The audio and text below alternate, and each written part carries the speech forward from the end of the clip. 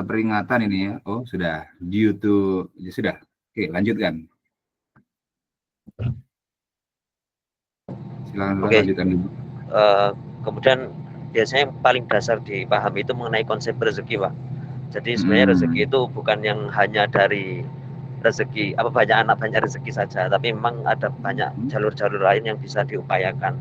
Contoh misalnya ada rezeki yang sudah dijamin, ada yang rezeki karena memang kita berusaha, ada rezeki karena kita bersyukur, ada rezeki karena memang dari kondisi yang tidak terduga, ada yang karena sedekah dan sebagainya. Jadi ini yang mematahkan lah. Kalau misalnya kita hanya berpacu pada banyak anak banyak rezeki, padahal sebenarnya ada berbagai macam upaya yang bisa kita lakukan untuk mendatangkan rezeki. Jadi ada 8 jenis itu tadi. Nah terus kemudian ada juga aturan-aturan lain, contoh misalnya tujuan penciptaan manusia, kemudian bagaimana caranya nanti seorang muslim itu berwirausaha, itu dijelaskan di ayat yang atas. Jadi memang ayat-ayat yang dibawakan itu memang sebagai spiritual belt-nya atau sabuk spiritualnya bagi seorang muslim dalam berwirausaha. Ringkasnya seperti itu, Pak. Oke, thank you, Soleh. Sebentar, koneksi saya agak terganggu. Suara saya terputus-putus nggak? Sepertinya tadi saya yang terputus, Pak. Jadi ini karena lagi perjalanan ke Surabaya. Oke. Untuk yang lainnya, suara saya terputus-putus atau saya sempat hilang nggak? Ini kayaknya saya terkoneksi dengan gimana? Iya Pak, tadi beberapa kali ada yang sempat putus-putus. Yang saya? Iya Pak. Oke, saya ubah dulu koneksinya. Ini karena nyantolnya di 5G. Kayaknya nggak kompatibel. Barangkali lebih stabil. Oke?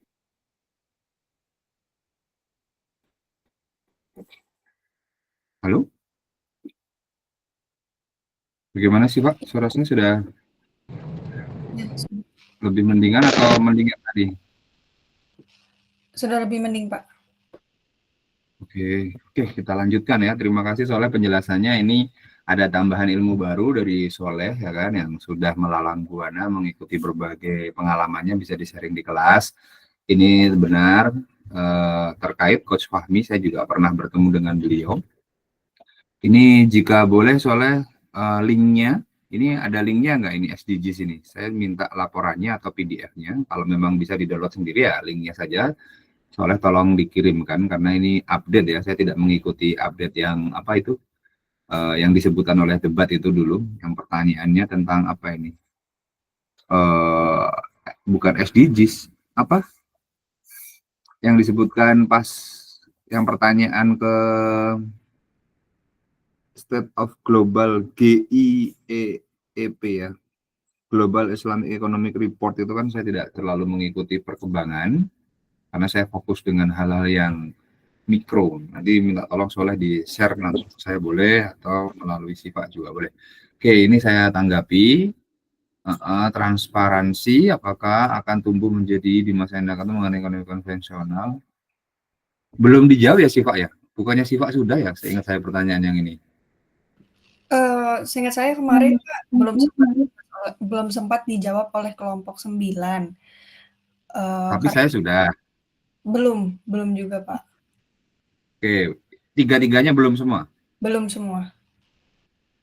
Oke, baiklah. Kita tanggap ini dulu. Yang Zamsi dulu, Goror, bagaimana dalam mengatur hal tersebut? Zamsi, bisa diperjelas nggak? Maksudnya diatur bagaimana ya? Karena kan memang dilarang dalam Islam Goror. Terus pertanyaannya apa Zamsi? Ada orangnya? Tidak bisa merespon? Kita lanjut yang lain dulu ya. Boleh, maksudnya gimana nih? Mengatur. Kalau di Islam Goror dilarang kan ya? Terus maksud diatur ini bagaimana? Kalau misalnya seingat saya kemarin itu kan Goror kan memang kayak dilarang gitu Pak. Nah, jika memang itu dapat digunakan untuk kita dapat berjual beli gitu, apakah itu gimana sih konsep Goror ini yang sebenarnya bukan dalam keadaan seperti itu? Seperti itu aja sih Pak simpelnya. Sebentar, saya coba pahami dulu. Sepertinya yang dimaksud Zamsi, kan dalam jual beli itu ada juga goror gitu ya, dan bagaimana mengaturnya batasan-batasannya, itu yang saya tangkap sih. Semoga tidak salah ya. Oke, Iya Pak. betul, baik. Yang dimaksud goror dilarang itu adalah sesuatu yang ada dua hal ya yang saya pahami. Semoga tidak salah. Antara goror dipastikan yang harusnya belum pasti dipastikan, dan sesuatu yang pasti yang harusnya pasti tapi menjadi tidak pasti. Itu maksudnya. Jadi ketika memang tidak pasti ya jangan dipastikan, dan ketika sesuatu hal yang pasti bisa terjadi jangan dibuat tidak pasti. Nah, itu dua hal yang dimaksud. Maksudnya apa? Misalkan gini. Goror di sini adalah misalkan yang dilarang, contohnya transaksi bunga itu kenapa dilarang? Karena kita tidak bisa memastikan usaha kita itu 100% untung. Tapi kenapa harus membayar pokok plus bunganya? Makanya itu dilarang karena apa? Sesuatu yang belum pasti untung, namun keuntungan bank atau keuntungan lembaga keuangan dengan sistem bunga itu kan sudah pasti. Ketika saya pinjamkan kamu 1 juta dengan bunga 10%, maka itu pasti. Padahal pinjaman 10 juta atau dana yang digunakan untuk modal 10 juta ini belum pasti menghasilkan, namun sudah dipastikan. Jadi itu adalah goror yang dipastikan.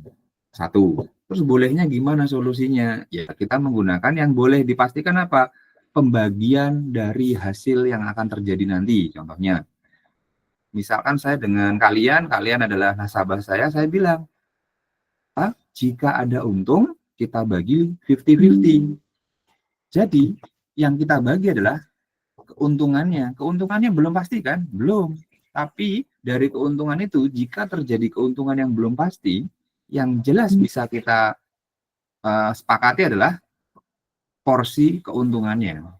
Porsi bagi hasilnya. Misalkan ada hasil 100.000, ya kita bagi 50-50. Ada hasil 200.000, kita bagi 50-50. Tidak ada hasil, berarti tidak kita bagi. Oke, sebatas ini ya, profit sharing.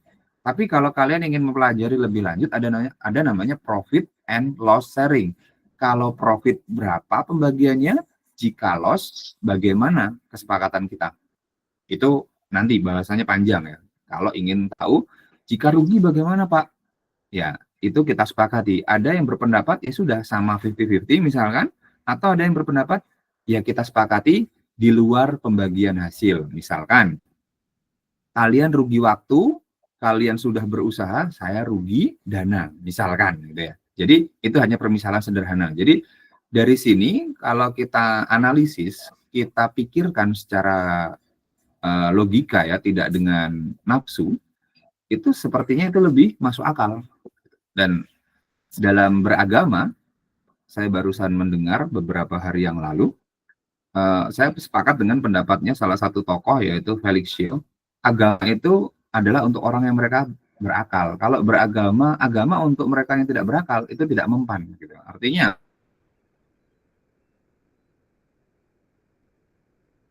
apa? Orang-orang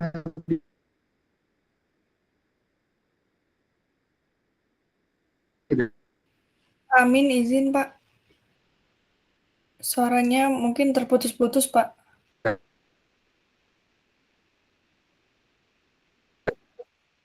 Oke, saya sudah mengurangi internet ya.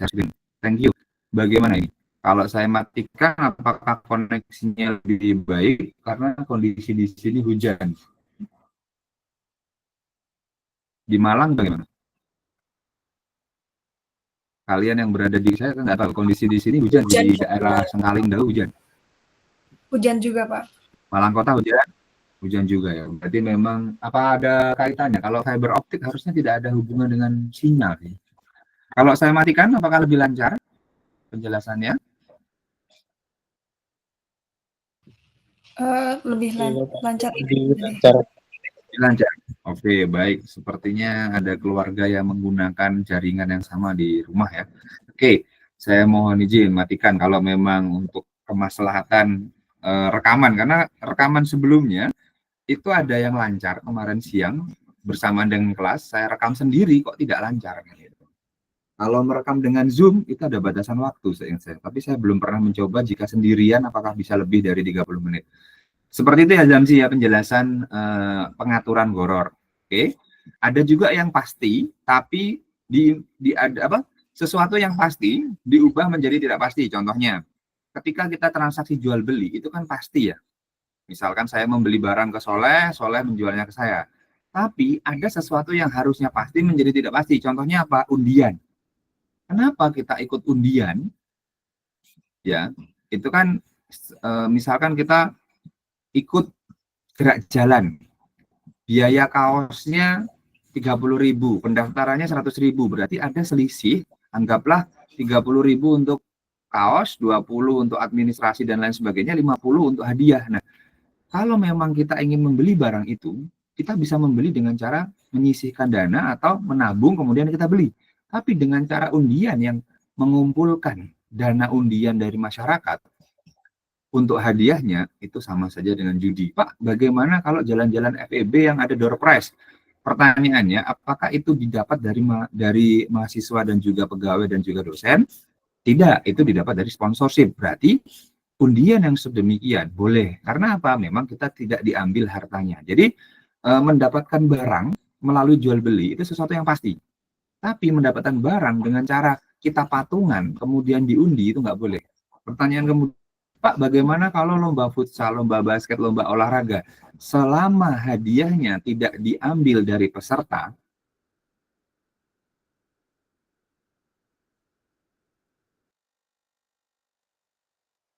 berarti itu bukan sesuatu yang goror. Tapi kalau diambil dari peserta, itu goror. Suaranya masih Nanti pendapat ini ya bervariasi ya. Pendapat membolehkan. Oh, itu kan perubahan. Masih putus-putus. Aduh, repot ini. Sebentar, saya coba ganti koneksi. Thank you sih Pak di ini ya. Saya coba ganti ya. Oh, di sini sedang mati lampu. Cuman ini saya bisa tak karena apa ya? Ada sisa baterai pembangkit listrik tenaga surya. Jadi masih memungkinkan untuk mengadakan kuliah. Kalau ini tadi di sini di daerah Dawa ada pemadaman, ada perbaikan apa ya? Mungkin karena kemarin sore hujan deras, jadi ada gangguan. Jadi di sini PLN-nya mati. Mungkin sinyal di luar rumah saya sedang mati. Jadi wifi-nya nyala, tapi pemancarnya mati. Sampai nggak suara saya ini? Penjelasan ini? sampai Pak. Sampai, Pak. Saya baru ingat. Di kawasan Dau Sengkaling itu ada pemadaman PLN. Terus pertanyaannya kenapa Pak Amin bisa? Ya, karena saya menggunakan pembangkit listrik tenaga surya sehingga listrik di rumah bisa. Namun ketika pemancar di luar rumah mati, berarti saya mestinya ikut memancar yang agak jauh. Nah ini tadi pagi ada yang tanya ke tetangga, mati ya Pak listriknya? Saya lihat, enggak Pak. Terus saya baru ingat tadi ada suara tit, artinya switch dari listrik PLN switch ke baterai. Nah, mungkin memang sedang mati listrik di kawasan saya sehingga saya sedang menggunakan baterai PLTS. Jadi koneksinya barangkali dari wifi rumah ke pemancar terdekat ada gangguan, jadi pemancarnya mungkin agak jauh sehingga mohon maaf koneksi terkendala. Cuman tidak apa-apa ya, kita lanjut ya. Itu ya Zamsi ya. Kita geser ke berikutnya ya. Oke Zamsi, clear?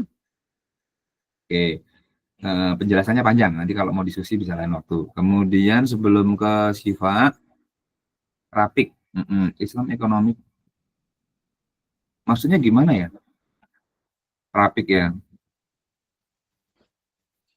Ya Rapik, coba. Oke Pak, lebih ke ini sih Pak, ke apa? Reputasi gitu Pak di masyarakat. Oke. Kalau Oke, kayak baik. maka sama aja sebenarnya gitu. Oke, baik. Saya paham. Oke, yang itu ya, yang dimaksud benar yang itu ya. Jadi misalkan Rapik sebagai seorang Muslim itu bagaimana meyakinkan orang lain ada statement kok ada yang disamakan, saya ragu. Nah, untuk ini saya pendekatannya menggunakan pendekatan mikro, individu dulu, karena secara makro Nanti kalian lebih bingung lagi ya. Jadi kita pendekatannya mikro gini. Memang ada hal-hal yang menganggap sama dan itu sudah tersebut di Al-Quran juga di sekitar 14 sampai 15 abad yang lalu. Nanti tanya Soleh kalau kurang paham, tanya Askari, tanya Fawas ya. Oh ini Fawas, kalau Fawas hadir, semoga rekaman ini nanti bisa dibantu translate oleh AI melalui tulisan atau dibantu pendampingnya. Karena memang kendalanya ketika online itu adalah teman-teman yang difabel, apalagi difabel pendengaran ya. Dulu saya pernah mengajar difabelnya itu tunanetra, anak EKP tunanetra, terus saya marahin karena saya belum kenal ya COVID. Kamu off cam, on cam tapi tidak menghadap layar, kenapa gitu? Oh, saya mohon maaf Pak, saya tidak menjelaskan saya difabel tunanetra. Oh, mohon maaf ya.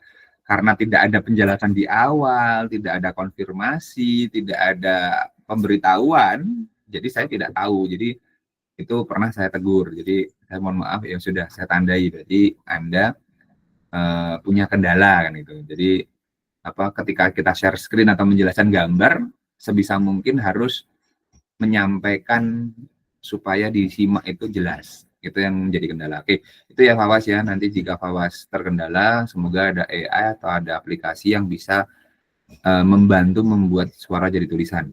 Kita lanjutkan Rapik. Secara sederhana, seperti ini Rapik. Misalkan kita mau berpikir logis atau eksperimen, kita coba saja anjuran Islam tentang Islam ekonomik satu saja, nanti dipraktekkan.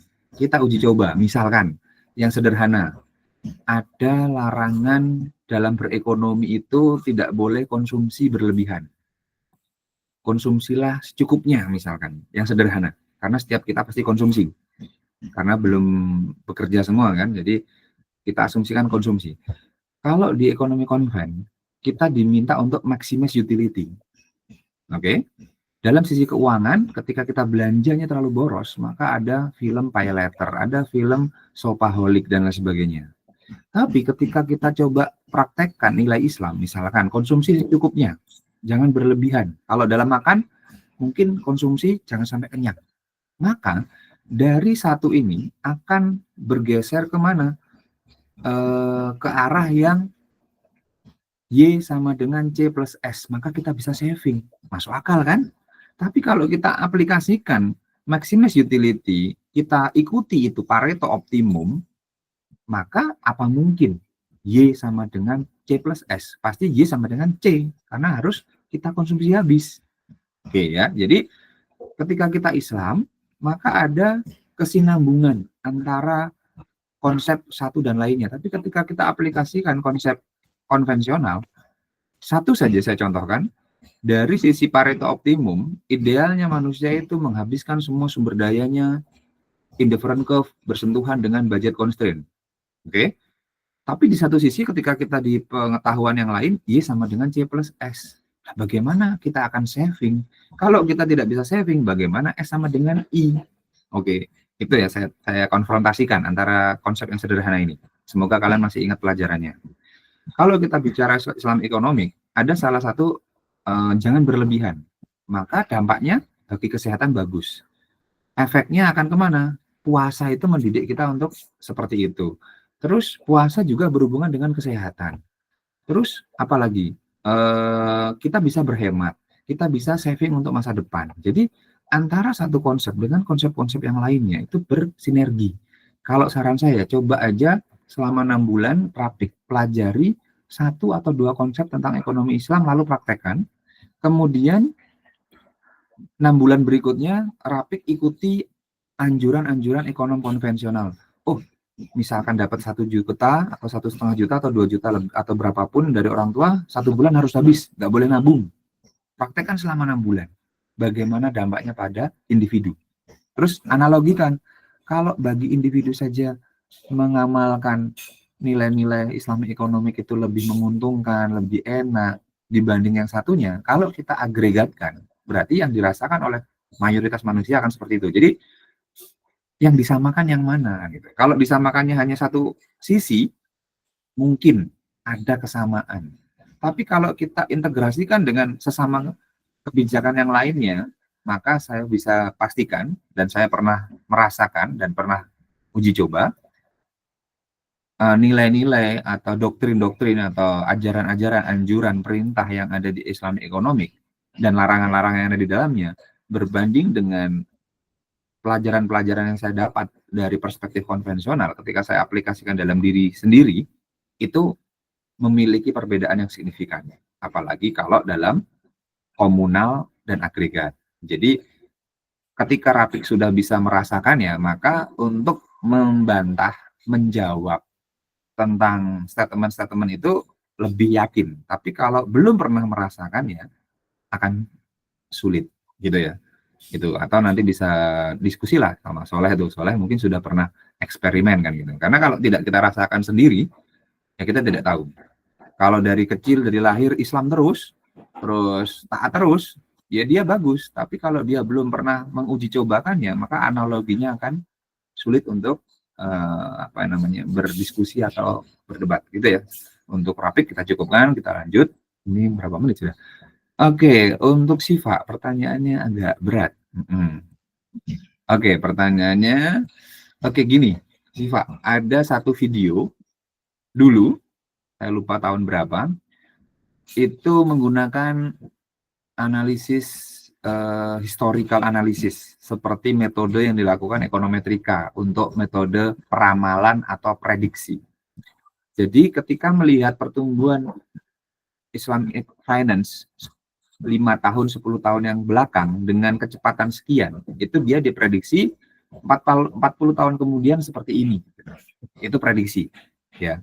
Akan menjadi besar, itu prediksi. Pertanyaannya adalah, jika memang takdirnya Allah menghendaki seluruh umat Islam itu dan seluruh manusia itu berbondong-bondong masuk Islam dan melakukan, menjadi pelaku nilai-nilai dari ajaran Islam, maka ya, jawabannya bisa menjadi besar.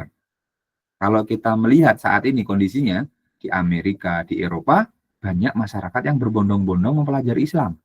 Karena peristiwa AI lah, karena peristiwa Palestina lah. Tapi pertanyaan berikutnya adalah, jika mereka hanya masuk Islam sebatas itu dan tidak menjadi pelaku ajarannya, ya pertumbuhannya tidak bisa masif. Kan itu. Saya tidak bisa menjamin.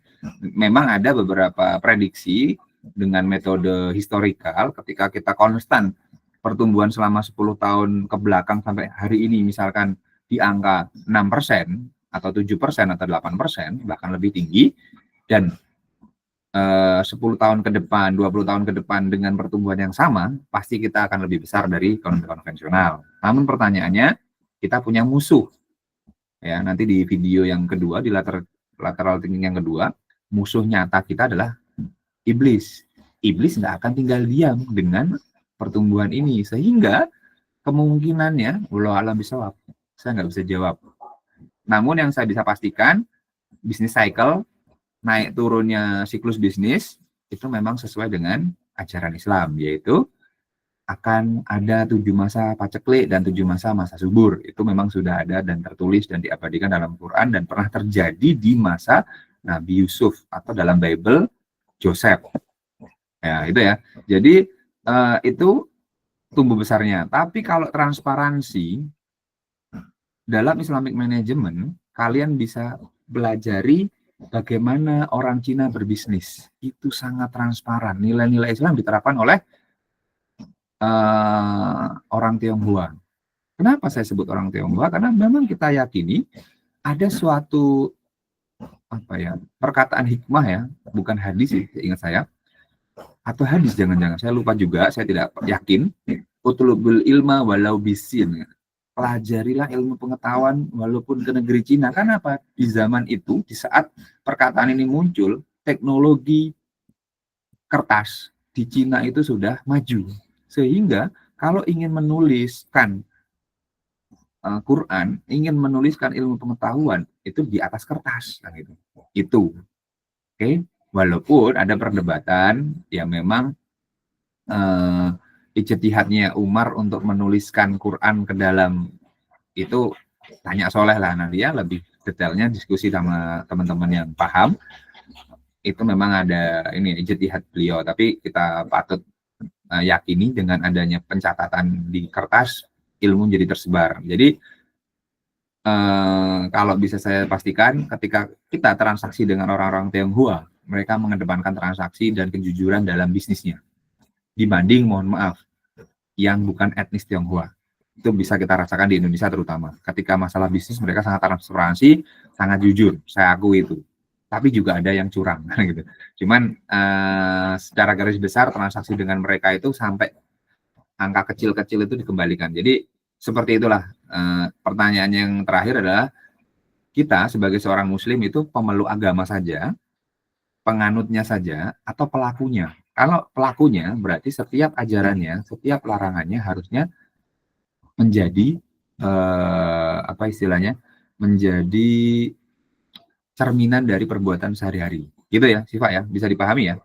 Jadi pertanyaannya, apakah kita pelaku atau sekedar pemeluk yang meluk saja, tapi nggak dilakukan. Oke, kita geser ke materi berikutnya. Cukup ya untuk ini diskusi yang ini. Tadi soalnya sudah sharing juga. Saya akan geser ke menjawab. Semoga tidak terlalu lama karena materi yang critical thinking, lateral thinking sudah saya share. Saya share papan tulis dulu sebentar. Mana papan tulis? Oke. Soalnya ini dia, wedding plan. Sebentar. Oke, ini yang belum kita bahas. Nanti ya pertanyaan Niki juga akan saya bahas, tapi nanti setelah ini. Oke, apa yang bisa kita lakukan? Yang pertama, kita susun dulu. Kita buat timeline, jangan lupa timeline 2024 ya. 2026, anggaplah 2 tahun.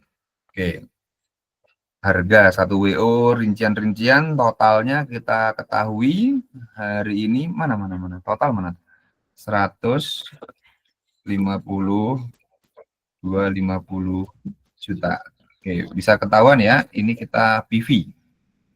Dengan tingkat inflasi 6%, langkah pertama yang kita cari tahu adalah EV di tahun N. Berapa? Inputnya, PV-nya ini, rate-nya 6, nanti kita akan coba hitung. Cuman pastikan kalian menggunakan rumusnya, kan rumusnya kan mudah. FN sama dengan PV 0 atau PV awal dikali 1 plus root atau rate kalikan N gitu ya. Rate-nya adalah 6%, N-nya 2 tahun.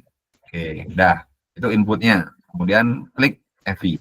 Setelah kita ketahui target, langkah berikutnya, hasilnya ini tadi, hasilnya kita jadikan EV untuk mencari PMT.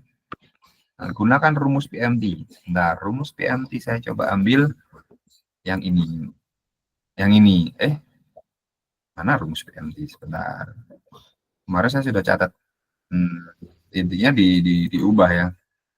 Nah, ini PMT EV diubah ke sini. Kalau annuity due. Kalau bukan annuity due berarti interest factor. Ini namanya interest factor. Oke, untuk menuliskannya nanti lama lagi ya. Jadi intinya ini adalah ini jika diangsurnya di awal bulan. Oke, ini dia rumusnya. Kelihatan ya Siva ya? Lancar ya? Lancar Pak, lancar. Oke. Nah, ini namanya, aduh, mana ini? Bentar. Ini namanya interest rate factor. Interest rate factor, IF. Nah, ini bahasanya interest rate factor itu yang ini. Nanti tinggal ketika kita nyari PMT, ya berarti future value-nya dibagi dengan interest rate factor. Tergantung pertanyaannya, jika berapa soleh harus disisihkan di awal bulan atau di awal penggajian, dia harus menyisihkan berapa. Artinya rumusannya kita pakai Warren Buffett, sisihkan dulu, saving dulu, baru C, atau kita pakai asumsi ekonomi. Kalau asumsi ekonomi berarti konsumsi dulu, baru disisihkan. Nah, ini kan gini kan. Nah, ini berarti menggunakan ordinary annuity. Tapi ketika soalnya nanti memberikan tahu ini, berarti kalian gunakan yang interest factor yang ini. Bedanya itu hanya di penambahan yang terakhir saja ini. Bedanya ada di sini. Rumusnya cuma ini saja. Kalau interest rate factor annuity due berarti lengkap seperti ini. Ketika interest rate factor ordinary berarti tidak menggunakan yang belakang. Udah ya. Sampai sini cukup jelas. Jika cukup jelas, perhitungannya kita akan geser ke Excel. Oke. Kemudian perhatikan juga sinyal-sinyalnya nanti ya. Jadi gini, ini kan tidak ada informasi lain, hanya ada inflasi dan rate. Nah, misalkan kita tambahkan, Soleh ingin mencari yang di atas inflasi. Pengembaliannya, let's say 8%, berarti rate-nya Soleh 8%. Mau diangsurnya per bulan atau per 6 bulan? Nah, nanti dibagi. Jika per bulan itu adalah 12, jika per semester dibagi 2, jika per 3 bulanan dibagi 4, kan gitu. Oke, jadi hati-hati. Atau enggak, Soleh menyisihkannya per 2 bulan, berarti dibagi 6. Jadi dilihat ya. Kemudian N-nya juga sama. N-nya adalah 2 tahun. Dikalikan dengan M. M-nya juga sama. Mau yang berapa? Oke, clear? Baru PMT-nya nanti adalah per bulan, per 2 bulan, per 3 bulan, per 6 bulan, atau per tahun. Interest faktornya juga sama. Oke, sampai sini clear? Jadi gambar yang kedua adalah timeline EV-nya 2026. Ini masukkan angsuran per bulannya, atau per 2 bulan, atau per berapanya, kamu gambarkan sejumlah. Misalkan ketika dia anggaplah per bulan, berarti ini 24 periodenya, ini 23, ini 22, gitu gambarnya ya. Mau digambar lengkap, monggo. Mau digambar ujung dengan ujung, boleh. Oke, gitu ya. Mau per 6 bulan, berarti 1, 2, 3, 4, 5, ujungnya 4 per 6 bulan. Itu. Oke, kita coba geser ke Excel-nya. Kita coba kerjakan di Excel-nya. Sampai sini analoginya bisa dipahami?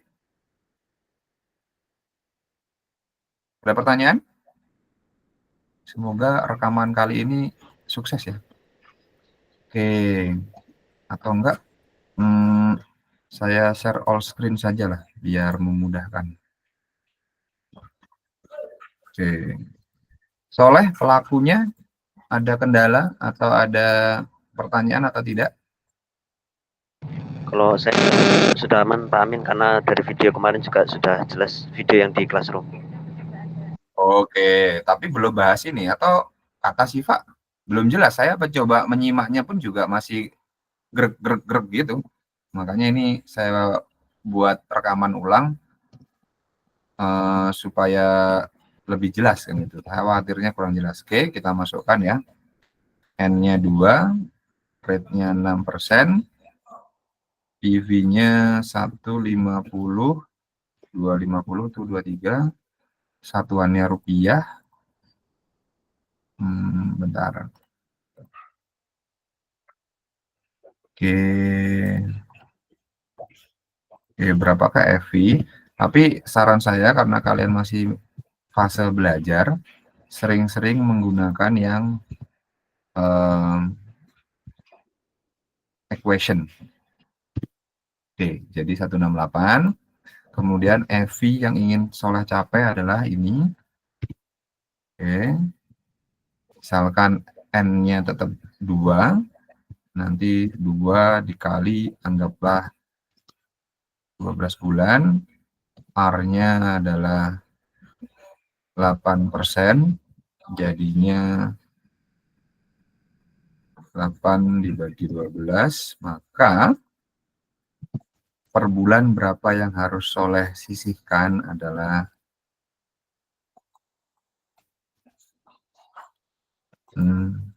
sorry. Oke, seperti ini. PV tidak ada, F ini. Misalkan kita per bulan, awal bulan maka beginning, di akhir ini asumsi kita akhir. Kita coba ketika akhir bagaimana. Ini PMT dengan sistem annuity due, maka berapa hasilnya? kita bisa tambahkan 1. Oke, lebih murah. Oke, bisa clear ya. Kita lanjut ke pertanyaan kedua. Sebentar, saya ambil dulu dana pensiun yang Niki. Inflasi. Ada yang salah tidak ini dari data yang saya peroleh? Siva atau Niki pelakunya. Coba Niki dibaca.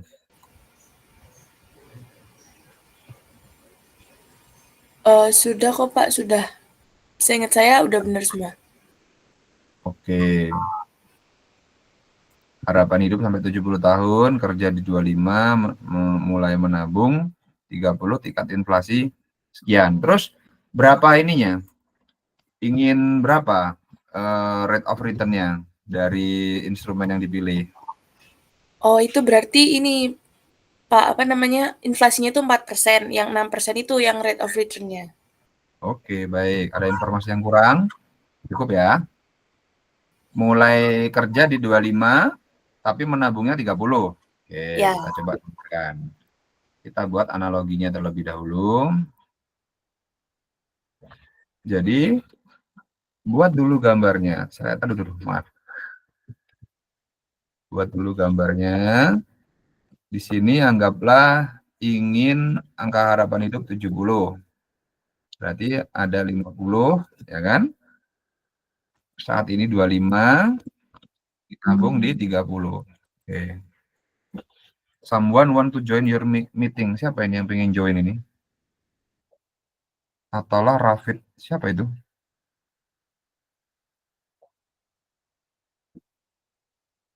Itu siapa itu? Yang Tidak terkeluar. Tidak ada. Jangan ini, ada yang di kelas kita ingin join. Oh, pendamping, jangan-jangan. Saya approve dulu lah, kasihan. Siva, kamu bisa approve nggak? Kan kamu juga saya jadikan teacher sementara. Bisa Pak, bisa Pak. Bantu. Iya, sudah. Untuk ngerekap kemarin saya minta tolong. Oke. Berarti ini sudah ya, timeline-nya digambar untuk menunjukkan bahwasanya pemahaman kalian itu dengan apa yang saya pahami sama. Syarat untuk dikoreksi. Syarat untuk nilai A adalah ini. Ya, pokoknya nilai. Oke. 50 sampai 70. Oke. Targetnya monthly per bulan adalah 10 juta, betul ya? Atau 10 juta per bulan. Sampai sini clear? Saya buat duplikat dulu ya. Nanti lupa. Sampai sini siapa namanya Niki? Sudah jelas? Jelas, Pak. Oke, sebentar. Saya membersihkan papan tulis. Ini menghapus papan tulisnya itu repot ya. Mana penghapus ini? Penghapusnya merepotkan.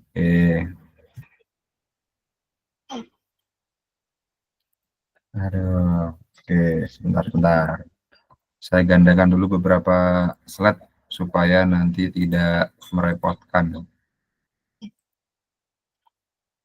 Menghapusnya. Oke, kita kembali ke sini. Baik. Oke, dari sini berarti langkah yang dilakukan adalah mencari EV di sini. Langkah pertamanya ini, EV-nya berapa? Berarti PMT kita ingin 10 juta per bulan. Kemudian dengan inflasi 4%, R-nya, kemudian periodenya sekitar 20 tahun. Maka kita masukkan. Oke, langkah pertama. Kemudian langkah kedua, setelah ketahui ini, maka kita akan tarik dari 30 sampai 50. Berarti kita harus mencapai nilai berapa? Adalah hasilnya ini adalah menjadi di sini. Oke.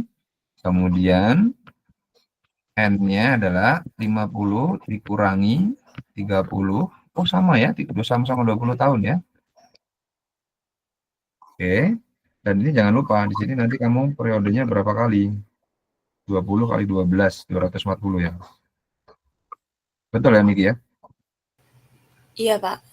20 kali 12. R-nya adalah 6%. dibagi 12. Dihitung berapa PMT-nya. Berapa per bulan harus disisihkan. Kemudian apakah menggunakan ordinary atau annuity due. Oke.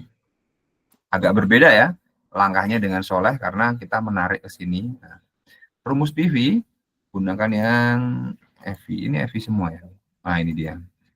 Rumusnya yang ini, yang kemarin saya sudah siapkan. Oke, bisa gunakan rumus ini. Mana ini letak rumusnya, kok nggak ada tempat, sini aja. Oke, wait. PV sama dengan klik. Nah, gini. Semoga jelas. Nah, ini interest rate faktornya. Untuk yang ini. Oke, kita coba ke Excel-nya. Oke, di bawah saja ya.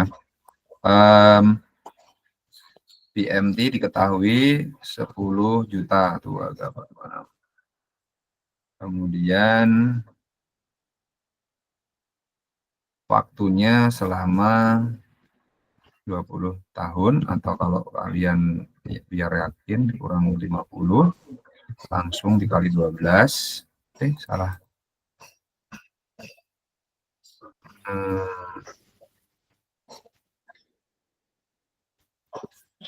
Oke, kemudian R atau rate of return-nya adalah 4% dibagi 12 gitu. Ini kita coba convert ke persen. Oke, berapakah PV di tahun ke-50 untuk target keuangannya? Sama dengan PV, masukkan. Jangan lupa ya, ini tadi saya sudah melakukan perhitungan manual. Perhitungan, jadi yang saya masukkan langsung seperti ini. Berarti harus disediakan dana sebanyak ini. Kemudian kita jadikan targetnya di sini. Kalau kalian menggunakan kalkulator finance maupun Excel, jangan lupa cash in, cash out-nya. Jangan sampai salah. Karena kalau salah, analogi itu menjadi risiko. Karena penekanan saya memang bukan di financial calculator maupun Excel, maupun Microsoft Excel atau spreadsheet, tapi penekanannya memang pada equation. Ini hanya untuk memudahkan. Namun tetap untuk ujian, untuk kalian saya sarankan equation kalian gunakan. Ketika equation sudah ketemu jawabannya, gunakan kalkulator untuk meyakinkan apakah hasilnya sama, gitu ya. Oke, sudah kita targetkan ini, kita ketahui N-nya, maka kita hitung sama-sama periodenya 20 tahun untuk menyisihkan, berarti 20 dikali 12. Oke. Kemudian untuk R-nya, maka bisa diperoleh R-nya adalah 6% karena lebih tinggi. Kita bagi 12. Oke, kekurangan dengan, nah ini lebih banyak. Kita ubah persentase juga bisa. Kemudian seperti ini. Berapakah PMT yang diperoleh? Ini PMT ordinary, bawahnya annuity due misalkan gitu ya. Sebentar. Oke, semoga undo. Oke, kita hitung sama dengan PMT. Rate-nya ini, NPR-nya ini, PV tidak ada, FV ini biasa. Sebentar. FV oke. Kita coba bagaimana ketika kita, bagaimana ketika kita ubah ke beginning. Nah, ini. Sampai sini ada pertanyaan? Nanti silakan setelah kelas ini kita selesaikan, kalian coba equation-nya ya. Oke, jika tidak ada yang angkat tangan. Setelah ini apa lagi? Siapa namanya? Siva ya? Ini juga ini ya, penjelasan sedikit mengenai perbedaan suku bunga dan bagi hasil, di mana secara singkat saya coba perjelas, kemarin sudah saya buatkan juga. Di sini misalkan setiap orang menabung 1 juta dengan 2%, maka per tahun akan 20.000, per bulan 1 juta, dan ini fix. Bisa nggak fluktuasi Pak ketika naik turunnya suku bunga? Saya ragu. Ketika naik, saya ragu orang bank akan menaikkan bunga kalian. Tapi jika turun, semestinya jika kita berpikir secara homo economicus, saya pihak bank gitu ya, kalian nasabah, ketika suku bunga naik, saya akan diam. Saya tidak merubah. Saya biarkan. Karena apa? Menaikkan suku bunga tabungan, berarti cost bertambah, berarti tidak sesuai dengan tidak sesuai dengan pelajaran yang kita pelajari di ekonomi mikro, yaitu apa? Minimize cost, maximize profit. Tidak sesuai. Jadi ketika ada perubahan suku bunga naik, biasanya suku bunga tabungan tetap. Oke? Biasanya seperti itu. Dan analogi saya mengatakan demikian. Tapi walau alam, jika ada orang yang jujur menaikkan suku bunganya, berarti dia memperbesar cost. Oke. Dan ini fix. Usaha bank rugi maupun untung, bunga itu harus dibayarkan sesuai dengan undang-undang, sesuai dengan hukum positif yang ada. Oke. Dan per bulannya 1.600.000. Clear ya? Ini suku bunga tabungan. Mungkin deposito lebih tinggi. Kemudian kita geser ke samping. Misalkan saya pihak bank, kalian borrower atau defisit unit, bahasa ekonominya, 7%. Maka setiap 100 juta, misalkan dananya 100 juta ya, yang dikumpulkan. Setiap pinjaman 10 juta, tidak ada hubungannya dengan pokok. Hubungannya adalah berapa dana cair. Maka, ketika 7% per tahun, harus dibayar, harus saya terima 700.000 per tahun. Dan itu fix. Mau rugi, mau untung, pihak bank biasanya tidak peduli dengan hal itu. Oke, jadi kita fix berapapun, ya itu urusan Anda. Yang penting ketika sudah cair sebanyak sebanyak 10 juta, maka untung atau rugi usaha Anda, I don't care. Saya tidak peduli, intinya harus masuk sekian. Oke, itu gambaran umumnya, gambaran logisnya. Ketika suku bunga dinaikkan oleh pemerintah, bagaimana? Ya, tendensi adalah ingin kita sesuaikan, misalkan naik jadi 8% atau 7,5%. Ya, kita akan beritahukan ke mereka ada penyesuaian bunga. Tapi kalau turun, bagi saya pribadi, ketika analoginya adalah maximize profit dan tidak ada kewajiban untuk transparansi, maka kecenderungan manusia akan mengatakan, kenapa saya harus turunkan? Kenapa saya harus beritahu? Selama itu menguntungkan saya. Itu analoginya. Oke, clear. Kita geser ke bagaimana dengan sistem bagi hasil. Analogi bagi hasil, analoginya adalah mereka adalah orang-orang yang jujur, transparan, sesuai dengan anjuran-anjuran agama Islam yang tidak boleh bohong. Oke, misalkan sama, per 1 jutanya, kita sepakati bagi hasilnya adalah 20-80. Yang kita sepakati, ingat, bukan persentase berdasarkan pokok. Tapi persentase jika porsi atau nisbah, bahasanya ya, nisbah. Karena memang nisbah ini ya persentase sih, 20 dan 80%. Yang kita sepakati adalah jika ada untung, maka bagian untuk nasabah 20, bagian untuk pengelola atau pengusahanya atau pelaku bisnisnya 20%. 80%. Jadi 80-20 bukan berdasarkan dana simpanan, tapi berdasarkan keuntungan yang diperoleh. Clear ya? Beda dengan ini. Ini berdasarkan ini. Besarnya berapa? Oke, di sini anggaplah terkumpul 100 juta. Sama dengan di atas. Kita sepakati 50-50. Artinya apa? Jika ada keuntungan, berapapun keuntungan, 50% untuk pihak bank, 50% untuk pelaku bisnis. Berbeda. Jadi berapapun pinjamannya, 10 juta, 20 juta, 30 juta, tidak ada hubungannya dengan ini. Karena yang berhubungan dengan ini adalah hasil dari dana yang dikelola. Kalau hasilnya 3 juta, yang dibagikan 3 juta.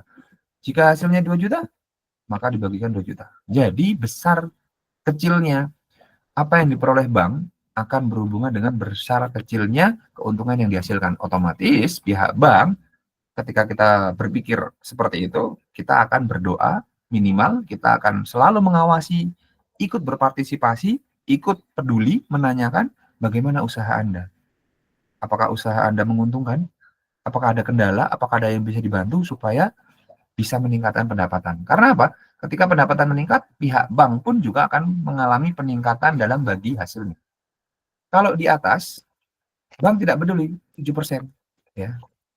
Saya tidak peduli, saya tidak berdoa. Intinya apa? Intinya balikin segini. Toh ketika bank peduli dengan ini, tetap 7%. Ketika bank tidak peduli, membiarkan tetap 7%. Oke, berarti pikiran kita adalah kenapa kita capek-capek membantu usaha dia? Kenapa kita capek-capek meluangkan waktu untuk menanyakan atau membantu supaya lebih sukses? Karena meskipun ini lebih sukses, anggaplah dari 10 juta bisa untung 2 kali lipat. Bank hanya mendapat 7%, tidak akan memberi lebih. Dan pihak borrower pun sebisa mungkin kalau bisa dikurangi lah. Oke. Jika di sini biasanya akan terjadi, oh saya sudah terbantu oleh bank, saya mendapatkan rezeki lebih. Oke, saya kasih bonus. Biasanya seperti itu. Oke, gitu ya. Kita lanjut ke sini. Ketika bagi hasil atau dana yang diperoleh dari nasabah besar, maka jumlah dana yang dibagi hasilkan kepada pihak penyimpan atau saver akan lebih tinggi juga. Anggaplah ada dana yang bisa dibagi hasilkan 750.000 dan ada dana yang dibagi hasilkan 600.000, maka proporsi yang didapat oleh nasabah akan berbeda, akan lebih besar yang 750 dibanding 600. Bandingkan dengan di atas. Misalkan dia dapat 7%. Rugi atau untung, ya kan? Ya di sini dia hanya akan mendapat segini, tidak akan lebih. Meskipun keuntungan bank bisa berlipat ganda. Nah, itulah hubungan bagaimana ini dengan bank, ya sebatas hubungan kredit penabung dan bank. Bank dengan ini kreditur dan debitur. Kalau yang di bawah, misalkan bank peduli, dia berdoa, dan di sini, ya ampun, semoga banknya mendapatkan partner bisnis yang bagus, berharap, dan sinyal walaupun tidak bisa membantu selain berharap ya, selain berdoa atau berharap, tidak bisa juga, dia bisa juga memaksa bank untuk menyarankan atau memberi saran sifatnya, tapi tidak bisa membantu usahanya bank. Tapi ada sinergi antara saver, bank atau financial intermediary atau Islamic financial intermediary atau lembaga keuangan syariah maupun yang tidak, yang syariah yang melakukan syariah dengan pengusaha ataupun sektor atau real sektor atau sektor nyata, ya. Jadi sinerginya akan terjadi. Nah, disitulah lebih logis mana untuk menciptakan sebuah perekonomian yang sinergi, yang saling ketergantungan, ya, saling mendoakan atau saling peduli dibanding yang atas. Dan saya yakin ketika ada kepedulian, ada sinergi, maka berkah akan muncul. Nah, ini semoga penjelasannya lebih memperjelas lagi dibanding yang sebelumnya. Dan saya rasa penjelasan barusan tidak ada sangkut pautnya secara langsung, dan saya sengaja tidak menyebutkan dalil-dalilnya, karena dalil-dalil bisa ditanyakan kepada teman-teman EKIS tentang larangannya, tapi saya mencoba menjelaskan secara analogi, secara dalil akli, pikiran, kenapa sih dilarang, kenapa tidak seperti ini, gitu ya. Karena memang ini lebih ribet, namun lebih menguntungkan. Saya rasa saya cukupkan di sini. Sebelum kita cukupkan, apakah ada yang ingin ditanyakan seputar karimak dan soal ujiannya, apa kurang jelas atau bagaimana? Silahkan jika ingin ditanyakan sebelum kita cukupkan. Yes, Pak. Iya Pak, sebelumnya saya ingin ini Pak, untuk yang terakhir, karena sebelumnya saya belum present untuk hasil infak kelas. Oh iya, silakan. Tapi ini nanti mau diselesaikan rekamannya atau tidak? Atau ya sudah, nggak apa-apa kalau saya letakkan di rekaman. Ini kan masih record. Nggak apa-apa ya? Iya, nggak apa-apa Pak. Ya sudah, silakan. Ya, saya izin share screen ya Pak. Ya, ini nanti juga izin rekamannya saya letakkan di drive ya, untuk dikonsumsi kelas IA dan IC, karena IA IC sepertinya tidak ada kelas lagi kecuali kelas-kelas dari rekaman-rekaman ini. Ada satu lagi materi tentang lateral thinking yang kedua, sifatnya wajib, tapi saya tidak bisa mengontrol apakah kalian melihat apa tidak. Silahkan disimak di yang sudah ini. Oke, silakan. Siva, berapa diperoleh? Ya baik Pak, ini di sini saya sudah menyetornya ke Basnas. Jadi teman-teman bisa cek link di sini, itu teman-teman kalau misalnya mau menyetorkan infak individu juga bisa. Ini bukti setoran zakat yang saya. Kok zakat? Saya dapatnya seperti ini Pak. Oke. Tulis di website ini. Ya, ada. Tulis di ini sudah saya masukkan. Kenapa kamu nggak milih yang infak gitu? Oh, kamu Iya. milihnya yang mana kemarin? Saya Kemanusiaan ini itu? kemanusiaan, tapi tetap hasilnya Iya, oke. ya. Oke. Kemudian ini bukti setorannya saya setor di tanggal 21 kemarin November 2024. Kemudian ini kurang lebih uraiannya sudah terlihat ya Pak di sini, infak sedekah program dompet bencana dan kemanusiaan dengan jumlah Rp190.000. Kemudian ini ada portofolio juga yang dikirim oleh Basnas, kira-kira riwayat pembayaran zakat infak sedekah. Di sini sudah terlihat dengan nama kelas manajemen keuangan IB FEBB 2024 dengan jumlah. Boleh kirimkan di apa ya? Ini kamu nggak buat PPT ya? Ya udah, kamu buatkan laporannya di PPT gitu, PPT-nya kamu upload di kelas arsip ya, supaya menjadi contoh bagi kelas-kelas lainnya. Ini sudah PPT Pak. Nah, teman-teman, ya sudah. Ini pakai link aja kamu upload, PDF-nya kamu PDF-kan atau kamu buat JPEG. Buat PDF aja ya. Kalau PDF kan linknya bisa diklik. Kalau JPEG kan linknya nggak bisa diklik tuh. Nah, kamu PDF-kan ini nanti supaya menjadi contoh kelas-kelas lain. Karena di kelas lain ada rekaman. Dan ini kalian kalau ingin hitung-hitungan berapa yang sudah kalian kumpulkan, jumlahnya X dibagi total itu, oh saya berkontribusi segini ya. Ya diinget-inget aja. Kalau mau tawasul itu adalah misalkan nanti suatu saat kalian dilancarkan, dimudahkan, bisa saja, boleh saja berpikir jangan-jangan aku dimudahkan seperti ini, misalkan ya dapat nilai maksimal, di IPK-nya bagus, lulusnya cepat, pembimbingnya sesuai ekspektasi, pembimbingnya mudah atau pembimbingnya suportif, itu gara-gara ini. Itu bisa, boleh bertawasul. Jadi supaya memacu ke depan lebih semangat lagi untuk berbagi. Dan Anda pun yang di kelas ini yang tidak berkontribusi, ya tidak apa-apa. Di materi yang sudah saya buatkan itu ada beberapa sindiran bagi orang-orang yang ini kalau nggak mau rugi untuk kalian sendiri loh, bukan untuk kita. Jadi seperti itu ya.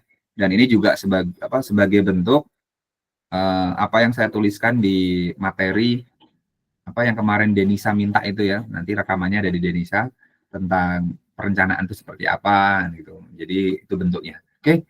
Terima kasih, Syifa. Laporannya ada lagi yang disampaikan, Syifa? Nggak ada? Sudah, Pak. Oke, baik. Kita cukupkan. Untuk kelas yang tidak bisa saya temui, terutama di kelas Financial Management, karena ini materinya khusus di manajemen, yang IA dan IC dan IB. Jika ada salahnya, saya mohon maaf selama semester. Itu datangnya dari saya. Jika ada baiknya dan ada benarnya, itu bukan dari saya semata, tapi dari Allah Subhanahu wa Ta'ala. Dan bagi kelas lain yang ingin menyimak ini microfinance, karena di sana juga ada kelasnya siapa ya, microfinance di sini nggak ada ya.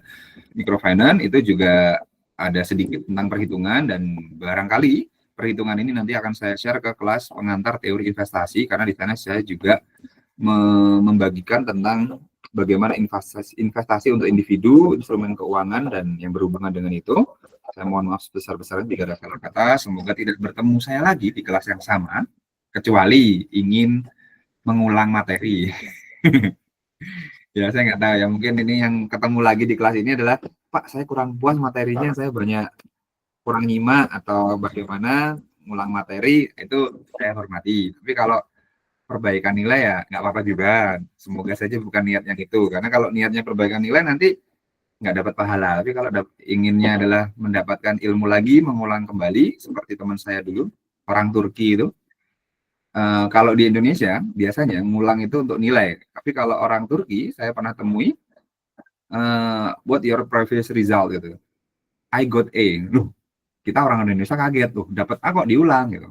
Ternyata reasonnya adalah I got nothing from previous lecture. Saya nggak dapat pengetahuan apa-apa dari lecture atau dari dosen sebelumnya, karena dia yang dicari adalah ilmu. Jadi saya kaget, mentalnya kayak gini ya, dia ngulang bukan karena masalah IPK-nya atau nilainya jelek, tapi karena apa, dia tidak dapat ilmu apa-apa gitu. Dan dulu saya juga sempat disarankan untuk sit in itu duduk di dosen yang favorit gitu, yang ilmunya banyak, tapi dia tidak peduli, dia tidak mendapatkan nilai, tidak apa-apa, tidak mendapatkan apa istilahnya itu, misalkan Soleh ingin sit in di kelasnya Pak Coach Fahmi, tidak dapat sertifikat nggak apa-apa karena saya nyarinya ilmunya bukan sertifikatnya. Itu saya nggak tahu, saya belum menemukan ya di Indonesia mahasiswa yang mentalnya seperti itu. Cuman ada beberapa ingin sit in menyampaikan ke saya tapi sit innya tidak 14 kali pertemuan full, hanya 3 kali atau 4 kali gitu loh. Oke, itu akhirul kalam saya cukupkan. Jika tidak ada yang bertanya, semoga materinya dan semoga apa yang kalian pahami lancar sampai UAS sampai ininya. Dan Karimak juga sudah saya sebutkan di video yang satunya ya, nanti dilihat sendiri-sendiri pencapaian kalian. Itu adalah penilaian saya. Adapun perbaikan presensi jika ada segera sampaikan ke Siva sebelum UAS karena saya hanya bisa mengedit shadow sampai sebelum UAS. Oke, itu saja kita cukupkan. Akhirul kalam bila taufiq wal hidayah. Assalamualaikum warahmatullahi wabarakatuh. Waalaikumsalam. Waalaikumsalam warahmatullahi wabarakatuh. Terima kasih, Pak. Ya.